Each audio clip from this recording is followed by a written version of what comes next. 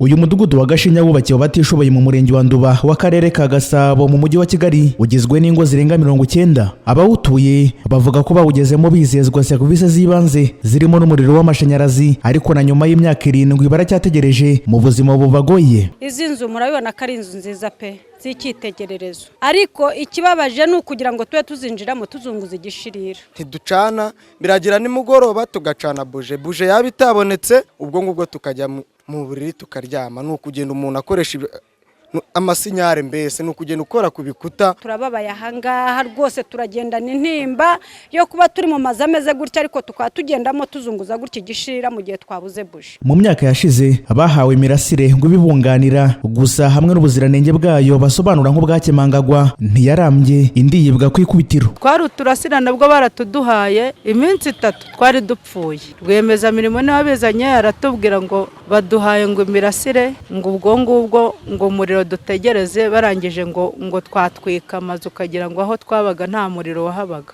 Navuye Kimihurura ntazi gucana amashanyarazi ku buryo twatwika amazu. Mu gihe habura imyaka atageze kuri 4 ngo buri munyarwanda haba afite umuriro w'amashanyarazi muri 2029 nk'uko biteganyijwe, iki kibazo abaturage bamaze igihe bagitabariza ubuyobozi ariko ntibugire icyo bugikoraho, nyamara bagaragaza ingorane z'ubuzima butagira amashanyarazi. Biduteye ikibazo gikomeye cyane kuba muri uyu mudugudu ungana gutya ufite inzu 4 zonyine zifite umuriro, kandi duhora tubivuga bakagumya batubwira ngo babirimo kuki bidakemuka.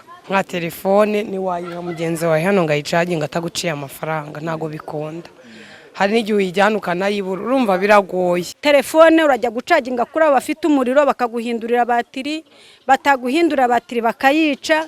Telefone ntiwongere kujya kuri rezo, ukabuvuye kuri rezo birarangiye. Urubyiruko by'umwihariko rugaragaza iki kibazo nka kimwe mu biri ku isonga y'ibibangamiye iterambere ryabo, kuko kwihangira imirimo bisa n'ibidashoboka batirengagije ingorane abana bakiri mu mashuri bahura nazo. Twasuka, wakogosha, wanafata nararonje nini ugashyiraho ukajya ucagingira abantu, ibyo biceri bikaboneka. Dukeneye gutera imbere, ariko se turatera imbere gute nta muro hano turi hatabona? Harimo abanyeshuri bakeneye kwiga kandi wakihangira n'imirimo ushingiye kuri uwo muriro dufite. Tugenda tubyumva ku bitangazamakuru ko ahantu henshi hari kugezwa umuriro, cyane muri uyu mujyi wa Kigali. Natwe dutuye mu mujyi wa Kigali. Mu kwifuza kumenya aho iki kibazo abaturage bamaranye imyaka 7 kigeze gikemurwa, umuvugizi w'umujyi wa Kigali Madamu Emma Claudine Ntirenganya mu cyumweru gishize yari yabwiye TV na Radio 1 ko agiye kubaza neza inzego bafatanya. Icyo ngicyo cyo twazakiganiraho, namaze kubaza uko bihagaze naho bigeze. Kugera n'uyu munsi ntiyaragaragazwa umucyo n'umurongo uhamye kuri iki kibazo. Ni mu gihe aba baturage binubira ibyuho mu ishyirwa mu bikorwa ry'ibyo baba baremerewe, bavuga ko ikirushaho gukomeza ikibazo ari uko n'ufite uburyo adashobora kwizanira umuriro bitewe n'uko nta byangombwa by'izi nzu bagira. Basaba ko inzego bireba zabafasha iki kibazo kigakemurwa vuba, dore ko umuriro utari kure yabo, icyo byasaba ari ukuwinjiza mu nzu zabo gusa.